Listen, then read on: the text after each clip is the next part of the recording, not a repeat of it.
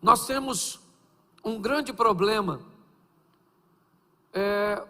permeando a nossa sociedade num todo: o descredenciamento, a perda da credibilidade. Isso é algo que não vem de hoje, já há algum tempo. Nós ouvimos e vemos a desconstrução da credibilidade de diversas instituições. Hoje, quando nós olhamos para a instituição política, partidária, nós olhamos com um descrédito imenso. E alguns de nós chegamos ao extremo de dizer que não há sequer um político honesto. Sabemos que isso não é verdade.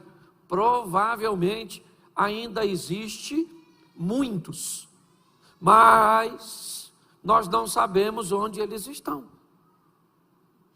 Hoje, quando olhamos, por exemplo, para a nossa instituição, que tem por missão guardar a nossa sociedade, ou seja, a nossa polícia, seja na esfera militar, civil ou federal, nós temos basicamente níveis diferentes de comprometimento. Quando olhamos hoje para a polícia militar, praticamente ela está totalmente descredenciada. Se nós olharmos para a polícia civil, talvez olhemos com melhores olhos. Se nós olharmos para a polícia federal, talvez isso melhoraria. Inúmeras instituições ou estruturas, por exemplo, de profissionais liberais, hoje, seja pedreiro, eletricista, encanador, certo? Funileiro e outras coisas. Nós estamos vivendo um ambiente de perda de credibilidade, onde basicamente ninguém mais tem crédito. Nós estamos vivendo num ambiente religioso a perda da credibilidade dos líderes. A cada dia que passa, envolvimentos, histórias, homicídios, falcatruas, adultérios, divórcios. E existe um propósito: descredenciar. E quando isso é feito num ambiente religioso, ainda é mais prejudicial. Então, olhar hoje para a nossa sociedade e procurar cristãos verdadeiros já é um problema para muitos. Muitos opositores à fé que professamos utilizam o comportamento de cristãos ou de crentes para justificar a sua distância da igreja, do ambiente religioso. É muito importante nós entendermos isso, porque é contra isso que nós estamos lutando. Basta uma pandemia, que na verdade é global, mas, por exemplo, basta um ambiente chuvoso e algumas outras situações para que pessoas já enfrentem e sejam vencidas pelas dificuldades. Pautado nisso, no domingo eu falei sobre diminuir os erros e buscar a santidade. Eu falei sobre ser santo, entrar num processo de santificação. Eu mostrei que aquele que peca é escravo do pecado, e para você diminuir seus pecados, você vai precisar mudar de senhor. O pecado não pode mais ser seu dono, e para você trocar de senhor, alguém precisa te comprar, porque um escravo não pode libertar a si mesmo. Então Cristo vai à cruz e derrama seu sangue para nos comprar do pecado e nos fazer verdadeiramente livres, onde temos a opção de servi-lo ou não. Enquanto estávamos presos no pecado, o pecado nos obrigava a cumprir os seus desejos. Mas agora que pertencemos a Cristo, nós temos a opção, pois Cristo não nos obriga a vivermos uma vida de santidade. Foi mais ou menos isso que eu mostrei. Mostrei porque erramos, não conhecendo as Escrituras e nem o poder de Deus. Mas hoje, eu quero falar sobre 2 probleminhas muito sérios, que a maioria de nós enfrentamos na hora de sermos cristãos de verdade: o medo e a vergonha. São 2 grandes opositores à nossa fé. Todas as vezes que nós somos expostos ao perigo, todas as vezes que temos a sensação que podemos perder alguma coisa, que se expressarmos a nossa opinião num ambiente corporativo, onde nós vamos expor a nossa fé, podemos perder o emprego, podemos perder a possibilidade de ascensão, de crescimento, podemos ser interpretados como pessoas que não sabem viver de forma coletiva, em alguns ambientes, mas não no nosso país, ainda até mesmo a possibilidade de perder a sua própria vida. Eu tenho vídeo no meu celular de 2 mulheres indo com seus filhos, crianças que não tinham mais de 3 ou 4 anos, escoltadas por homens armados, e eles matam a mulher e as crianças a tiro. Se você tem coragem de ver, depois eu posso recuperar o vídeo para te mostrar. É que eu não posso passar no telão. Mas para dizer a você que em muitas situações o medo é algo muito real para muitas pessoas. Chegou ao Brasil agora um missionário que nós ajudamos, e ele provavelmente ainda vai passar aqui antes do final do ano, antes do ano virar, e vai mostrar um pouco do que tem acontecido, do que tem visto. E às vezes, expor a sua opinião numa sala de aula pode fazer com que você seja perseguido por um professor. Então, o medo, muitas vezes, de expor um posicionamento cristão verdadeiro, ainda é um dos grandes desafios. Nós temos em alguns outros ambientes a vergonha, para não ser feito motivo de chacota, para que não façam brincadeirinhas, para que não te exponha. Muitas vezes você opta a não dizer na escola, a não dizer no meio dos seus amigos, a esconder de algumas pessoas porque você se envergonha. É um grande desafio. O ambiente que nós estamos vivendo é cada vez mais desafiador. Por muitas vezes nós nos sentimos como Elias, e é só isso que eu quero conversar com vocês em poucos minutos, mas eu preciso ler 3 versículos narrados por um dos maiores profetas do Velho Testamento. Um homem extremamente corajoso, um homem que viveu coisas extraordinárias ao lado de Deus. Mas eu preciso que você leia, coloque para mim, primeiro livro dos Reis, capítulo 18, verso 22. Capítulo 18, verso 22, primeiro livro dos Reis.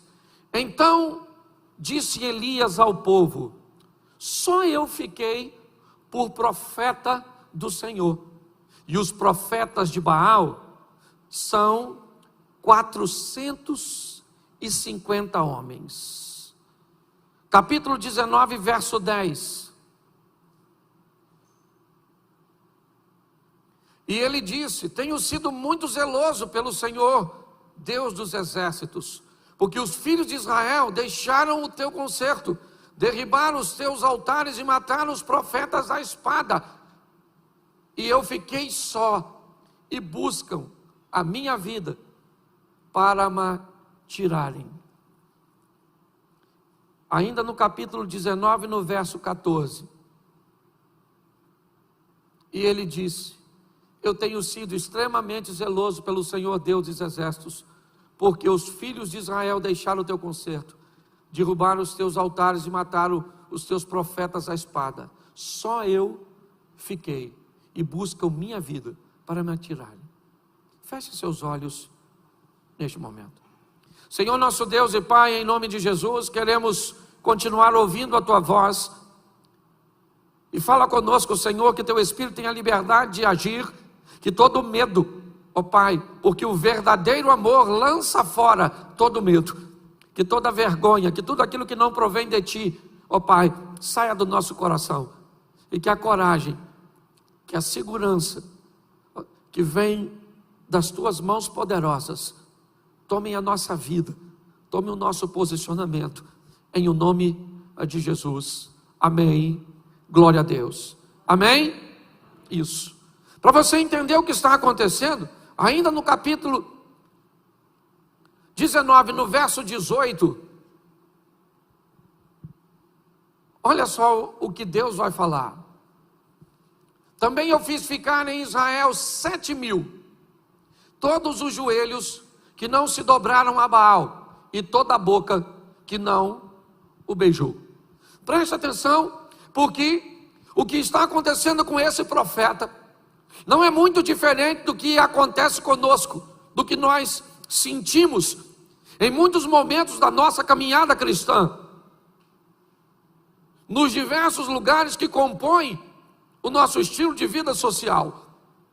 Nós estamos olhando Elias, o profeta, por 3 vezes, isso ainda é mencionado lá no Novo Testamento, em Romanos, mas por 3 vezes aqui, ele está falando sobre solidão, falando sobre um estilo de vida onde ele se sente só, onde tem poucas pessoas para oferecerem apoio umas às outras.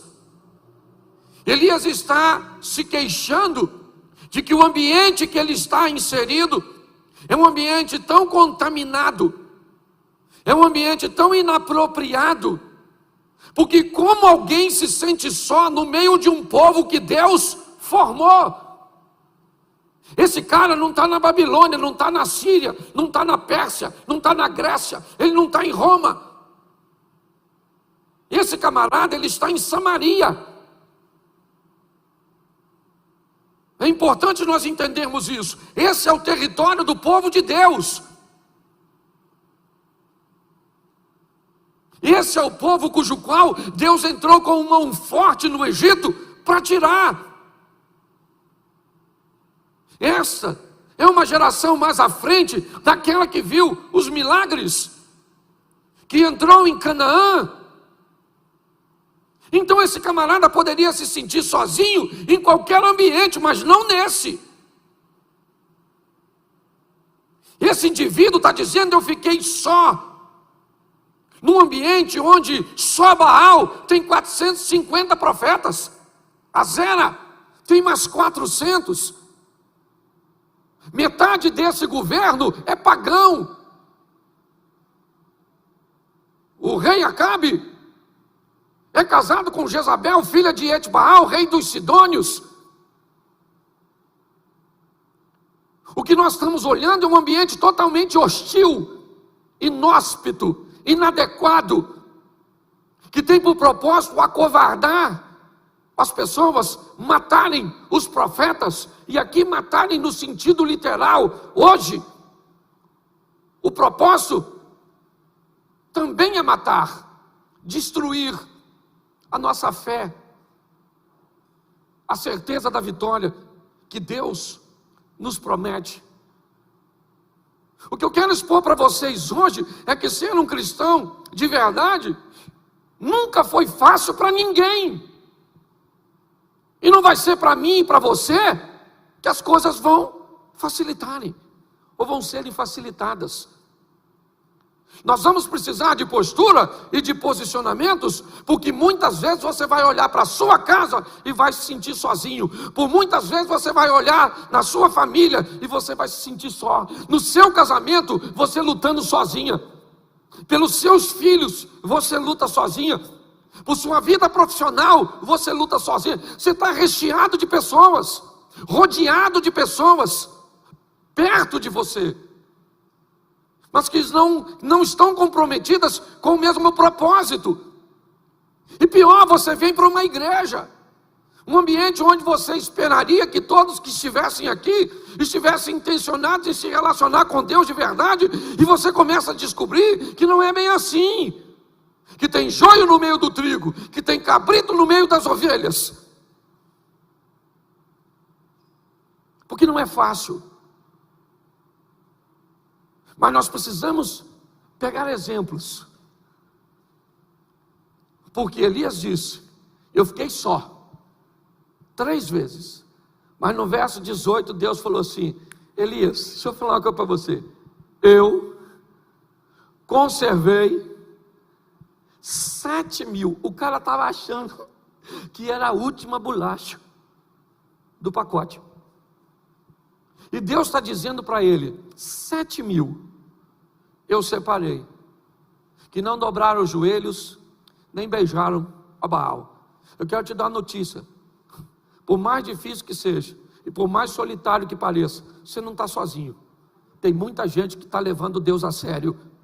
Tem muita gente que ainda está na igreja levando Deus a sério. O que você precisa é ser, em todos os ambientes onde estiver, um pouco mais criterioso e seletivo, para observar um pouco mais de perto as pessoas. Porque se você não fizer assim, inevitavelmente, já você vai descredenciar a igreja. É você que vai tirar a credencial da igreja. Por isso que muitas pessoas hoje optam por ser cristãs dentro da sua própria casa. Eu não preciso estar na igreja. Mas por que, cara? Se a igreja é um ambiente tão legal, mas não foi legal para mim. Minhas experiências foram ruins. Então eu preciso mostrar a você rapidinho histórias facílimas, exemplos simples, fáceis de entender. Eu não vou nem mais mexer no texto ou nos textos para ganharmos tempo. Mas preste atenção. A terra está corrompida. O comportamento das pessoas são totalmente contrário aos princípios de Deus. Mas naquele ambiente onde Deus está intencionado em destruir tudo, Ele acha um homem. Noé achou graça aos olhos de Deus. Deus olhou para aquele homem, mas numa sociedade, pois é, naquela sociedade, Deus achou um camarada que estava disposto a levá-lo a sério. E Deus, essa é a grande questão, através daquele indivíduo, Deus vai montar uma estrutura. Com quanto? Vamos lá. Noé, sua esposa, Sem, Cão, Jafé e suas 3 esposas, 3 filhos, 3 noras e o casal. Deus vai mudar a história com 8 pessoas. Mas preste atenção, que tipo de pessoas eram essas? Que tipo de envolvimento elas eram capazes de obter, de se dedicar? Sabe qual é o grande desafio hoje? Nós temos medo porque convivemos com pessoas erradas. Nós temos vergonha porque convivemos em ambientes errados. Muitas vezes, se você estiver num ambiente que não é para você estar, ou você vai se comportar como as pessoas que estão lá para agradá-las, ou você vai ficar lá com um comportamento totalmente oposto, um peixe fora d'água. Esses dias um grande amigo meu fez aniversário, e eu não podia deixar de ir, e eu não podia chegar no começo.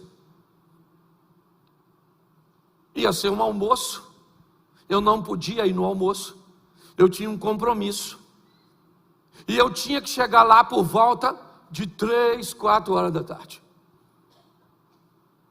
Cheguei em casa de viagem, tomei um banho e fui no compromisso, no aniversário do meu amigo. Não podia deixar de ir, o cara é meu amigão.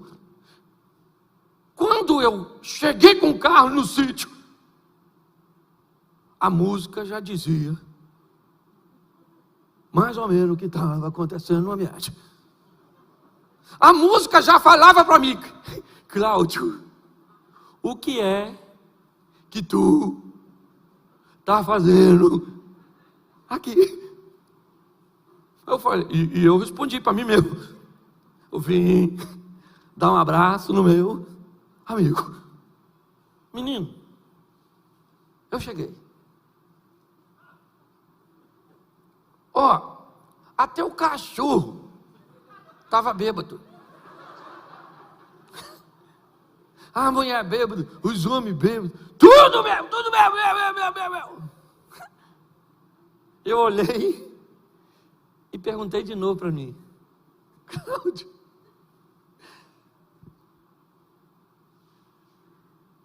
aí vem a turma da foto. Aí é que é maneiro. Tira uma foto aí comigo? Aí eu tirei umas 50.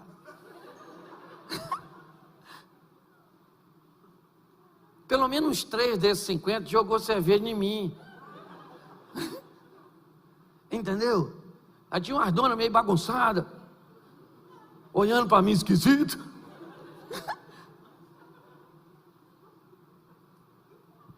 Querido, deixa eu falar uma coisa para você. Eu dei um abraço ao meu amigo e ele estava tão bêbado que eu acho que ele nem sabe que eu fui. Talvez vai descobrir se existe isso. Aí eu cumprimentei, dei um abraço, comi um pedaço de carne, fiz aquilo. Fiquei uns 30, 40 minutos, onde a maior parte foi de foto. E aí eu pergunto quantas pessoas viram aquelas fotos e devia perguntar: o que é que o pastor Cláudio está fazendo num ambiente desse? Sabe por que às vezes nós não conseguimos ser santos? Profeta Isaías, capítulo 5 ou 6, certo? No ano em que morreu o rei Uzias, eu vi o Senhor assentado sobre um alto e sublime trono. A orla do seu manto enchia todo o templo. Os serafins estavam acima dele, cada um deles tinha 6 asas, com 2 cobriu o seu rosto, com 2 cobriu os seus pés, e com 2 voavam e clamavam: Santo, Santo, Santo é o Senhor dos exércitos, toda a terra está cheia da sua glória. Então os umbrais das portas se estremeceram com a voz do que clamava, e a casa se encheu de fumaça, e disse eu: ai de mim, que sou um homem de lábios impuros. Por quê? Porque habito no meio de um povo de impuros lábios. Ele disse: eu me tornei alguém de lábios impuros, porque comecei a conviver com gente que não deveria conviver. Mas às vezes para sermos agradáveis, sim. Às vezes para sermos politicamente corretos. Esses dias um cara falou assim: pastor, vou falar uma coisa para o senhor, já falei isso aqui. Ó, pastor, vai ter uma festa lá em casa, e eu tenho um montão de parente assim, ó, que não é cristão, pastor. Até gosta muito do Senhor. E aí, pastor, se não tiver uma manguaça, eles não vão. Entendeu? São gente boa, mas bebe. E eu estou querendo assim fazer uma festa. E olha só, pastor, eu queria que o senhor me autorizasse. Até 11 horas, ninguém bebe nada. Depois de 11, lá no cantinho, preparei lá uma caixa de cerveja só, pastor. É só 4 pessoas que bebe. O que o senhor acha? Eu falei: fantástico. Fantástico, genial, certo? O senhor botou num cantinho a caixa de cerveja, os seus parentes vão lá, a gente boa, depois de tal hora, certo? Você vai respeitar, eles vão beber. Ele falou: o senhor achou? Eu falei: achei legal. Só queria fazer uma pergunta para o senhor. Quando o senhor vai na festa na casa deles, quanto tempo eles ficam sem oferecer bebida para homenagear você? Ele falou assim: homenagear?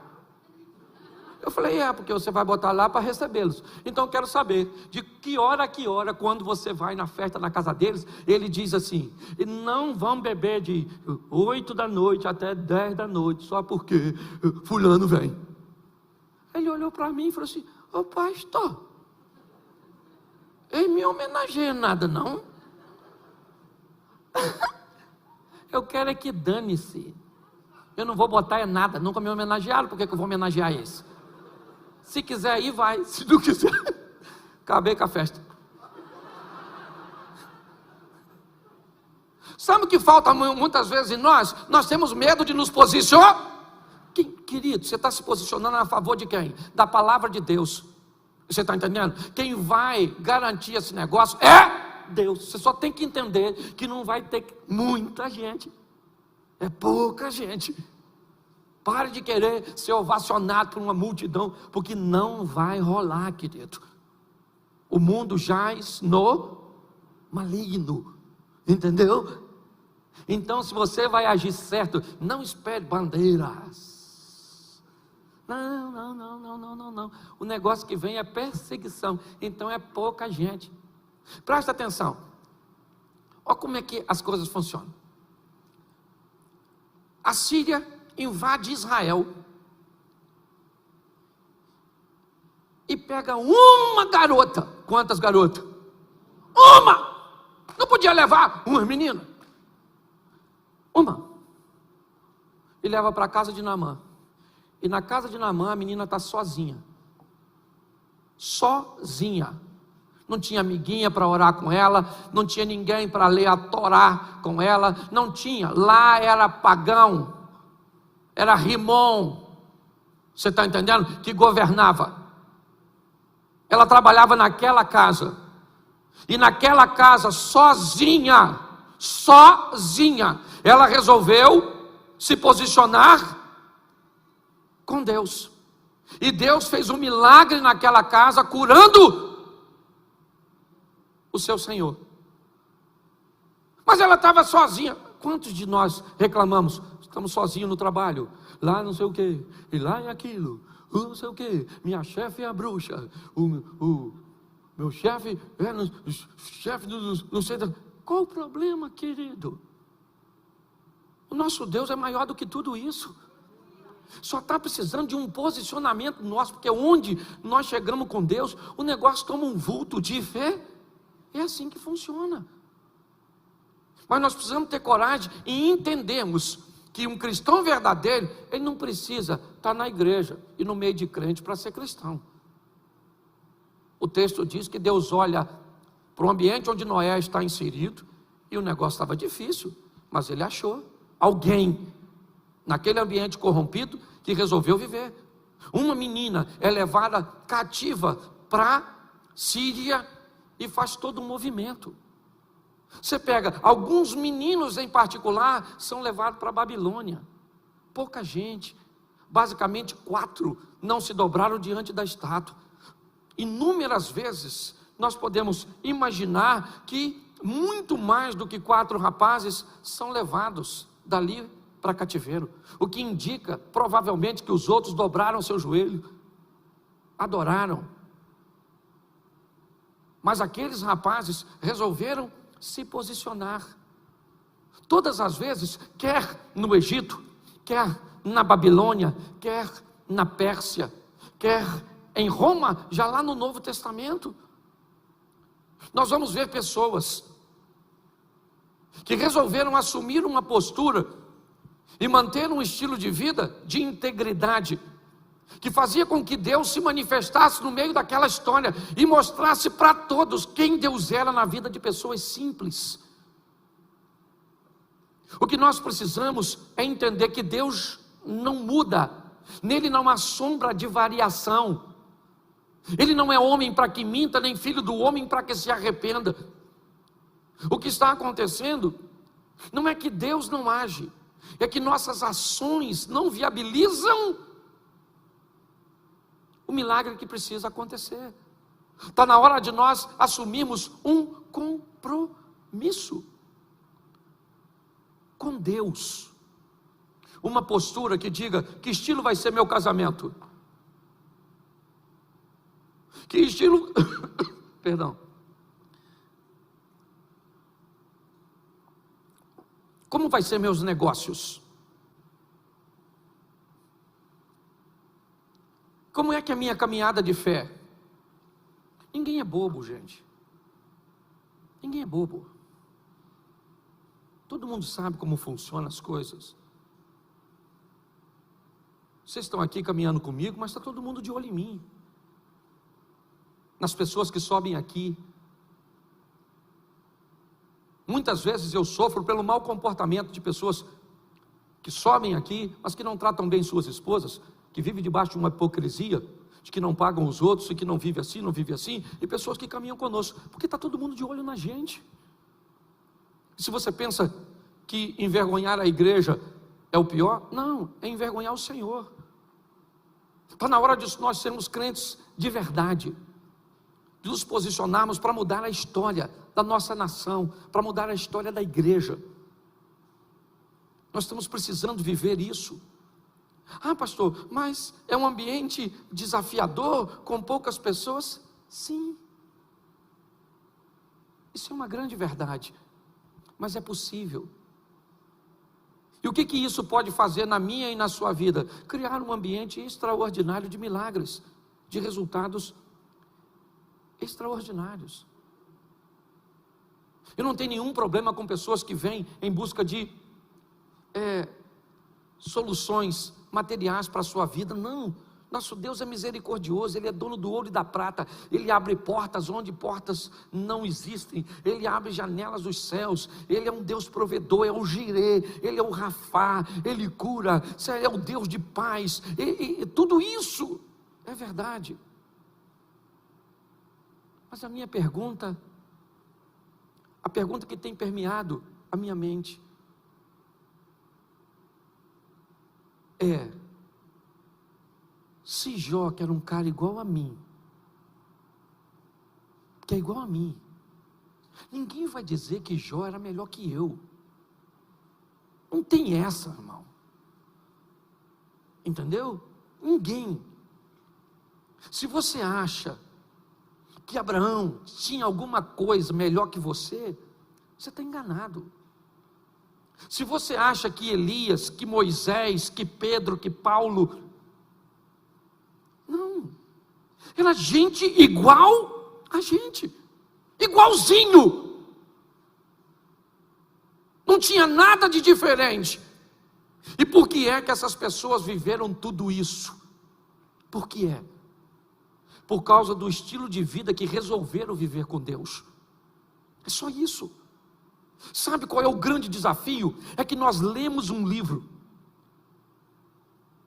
e temos inúmeras experiências alheias neste livro, mas quando chega o momento de transportar essa história para a minha casa, para os meus negócios, para a minha igreja, para a minha vida, para o controle emocional que eu preciso ter, aí parece que tem algum problema, porque parece que isso é uma história é uma ficção, é uma brincadeirinha que eu venho para a igreja para ouvir essas historinhas, e que são muito agradáveis quando fala sobre derrubar gigante, sobre fornalhas, sobre vitórias, sobre campeões, mas a maior batalha que nós temos é contra o pecado. A maior batalha que nós temos é para alcançar a santidade. Aí você olha para um adolescente, não tem força. Você olha para um jovem, não tem força. Ou é medo, ou é vergonha. Aí você olha para um casal, ou é medo, ou é vergonha. Aí você olha para alguém na faculdade, ou é medo, ou é vergonha. Vai numa festa, é medo ou é vergonha. Vai fazer um negócio, sempre as pessoas estão acuadas. Medo ou vergonha estão impossibilitando essas pessoas de viverem o extraordinário com Deus. Nós precisamos hoje assumir um compromisso. E sabe qual é o maior desafio no meu ministério? É que eu estou saindo daqui para pregar as palavras que eu estou pregando aqui, e ninguém quer mais me ouvir.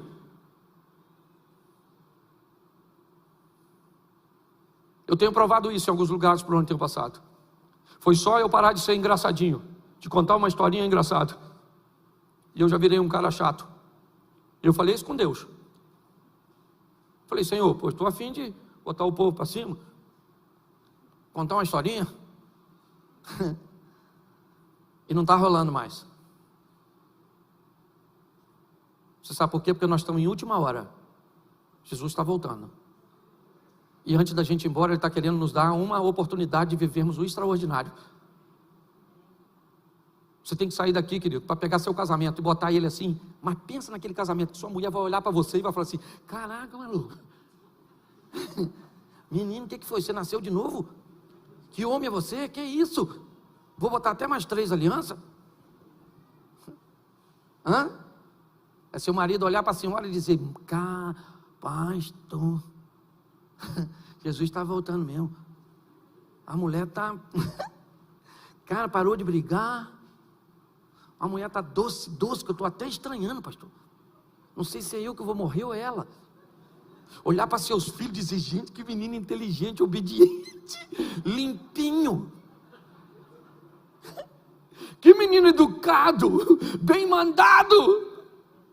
Que sogra é essa, Jesus?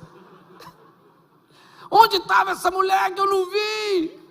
Que mulher extraordinária, isso tinha que ser minha mãe. Não era a mãe da minha mulher. Pensa. As pessoas olharem seu patrão, seu chefe, e dizer que quem é você? De onde você veio, rapaz? Chegando no horário, proativo, alta produtividade. Mas sabe o que acontece? A gente chega, a pessoa olha e diz assim: aí, ó, chegou. Seu pai chegou, menino. A paz acabou.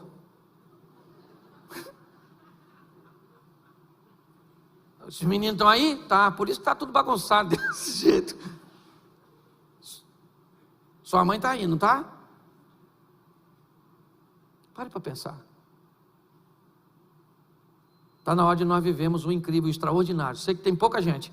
Esse montão de gente que está aqui ouvindo, e até tem muito mais talvez na internet, se é que não saíram, uma maioria quando me ouviram falar, porque o assunto não é tão interessante. Pergunto eu, dá para ser cristão de verdade? A pergunta é essa: dá para ser? Dá para fugir do pecado? Dá para olhar e vai dizer: quem olhar para mim vai ver Deus na minha vida? Você sabe o orgulho que eu tenho desse negócio? Eu estou chegando em casa cansado, um camarada parou, abordou minha mulher lá em casa, quando eu estava chegando hoje. Um caminhão, e eu doido para entrar em casa. Minha mulher falou: quer falar com você. Eu falei: quer entregar alguma coisa? Não sei, quer falar contigo. Aí eu abri o portão: oi, pai, estou cá. Nossa, estou tão feliz de ver o senhor. O cara quase chorou. 2 homens. Desceu do caminhão para tirar foto comigo, me abraçou. Falou da importância das palavras que a mulher dele ouviu, que ele ouviu. E ele foi embora. Eu falei: Senhor, que maneiro. E eu nem queria atender o moço. Então deixa eu falar uma coisa para você, certo? O que falam de você quando você não está perto? Não precisa falar não.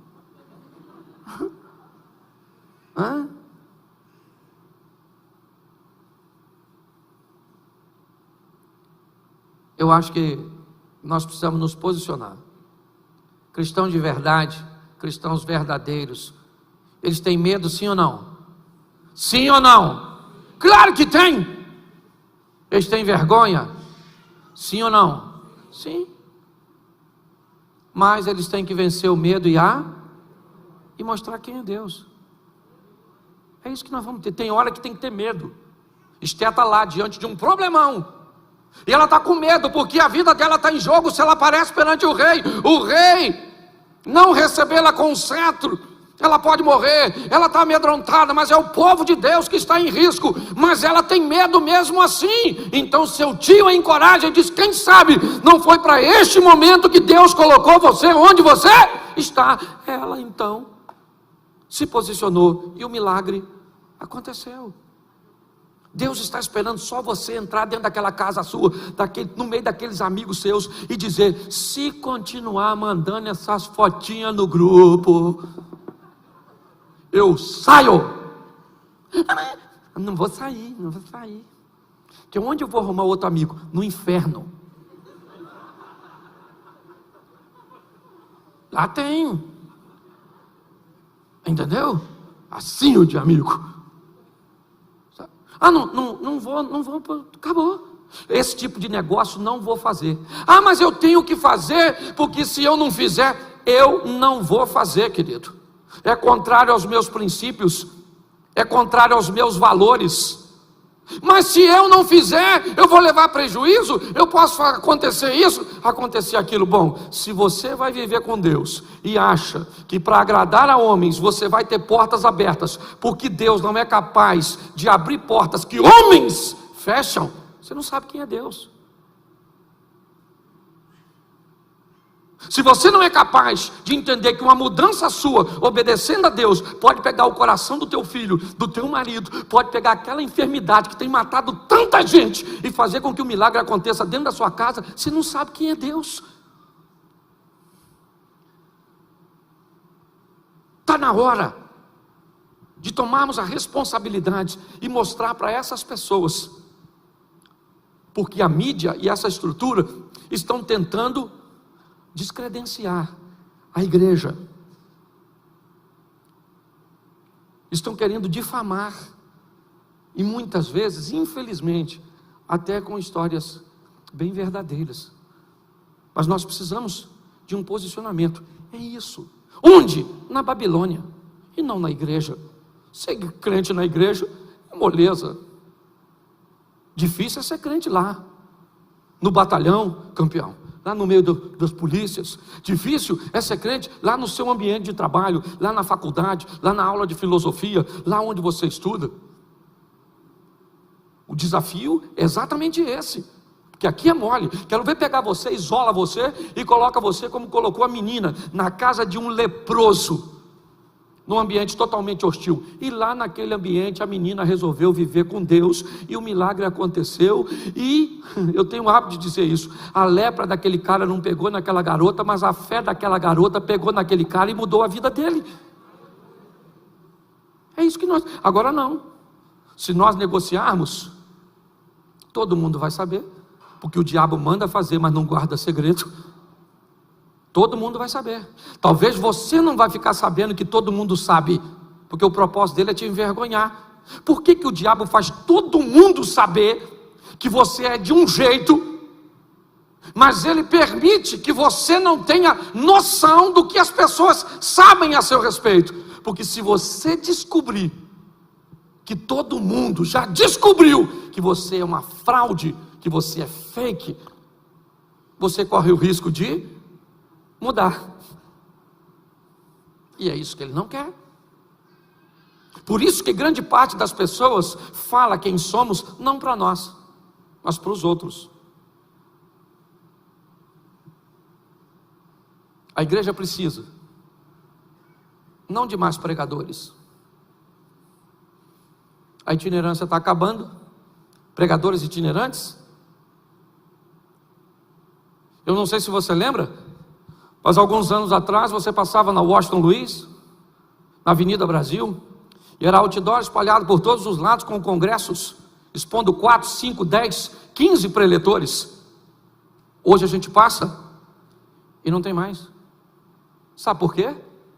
Eu te falo. Homens que saem do púlpito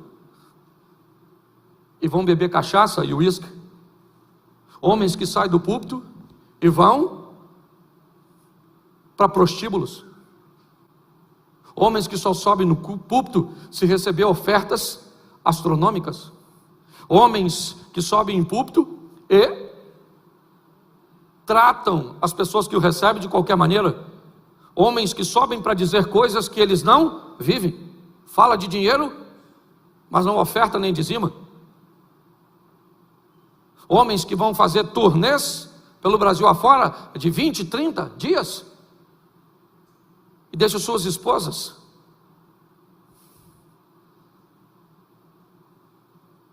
Pastor, tem tudo isso? Tem. Mas tem muita gente séria, comprometida com Deus, que sai do joelho para o altar, que não cobra R$1 para pregar, que trata todo mundo bem, que não é um profissional do púlpito, mas é um ministro do evangelho verdadeiro. Mas pasmem vocês, por causa desse grupo, o ministério itinerante, e eu posso dizer para você, hoje não sou mais o primeiro a nível de mais convites, mas já cheguei a receber, no auge do meu ministério, mais de 150 convites por dia, para pregar no Brasil e fora do Brasil. Abner caminha um pouco e sabe do que eu estou falando. E sabe o que é isso? Uma instituição sendo descredenciada por um grupo. É isso que nós estamos vivendo. E sabe o que é pior? Estão descredenciando Deus do coração das pessoas, por causa do comportamento de algumas pessoas que se dobram, que negociam, que abrem concessão. O meu pedido a vocês aqui hoje, não de Deus, o meu, é de socorro. É de socorro. Porque o que estamos precisando são pessoas que sejam enviadas, saiam daqui agora. Porque eu estou falando aqui 300 pessoas, 400, talvez. Mas se cada um de nós sairmos daqui, para mostrarmos para as pessoas que estão ao nosso redor, quem é o nosso Deus, esse jogo vai virar. Esse jogo vai virar. E aí uma carta, ou melhor, um texto escrito, e eu fecho aqui. Bem interessante, do profeta Malaquias, do capítulo 3 e o 10, nós usamos muito para falar de oferta, mas eu gostaria de lembrar os irmãos, que não tem problema nenhum falar de oferta nesse texto, mas é só lembrar que esse texto estava sendo direcionado para os sacerdotes e para a liderança. Mas no final desse texto, põe para mim aí, campeão, Malaquias, capítulo 3, verso 17.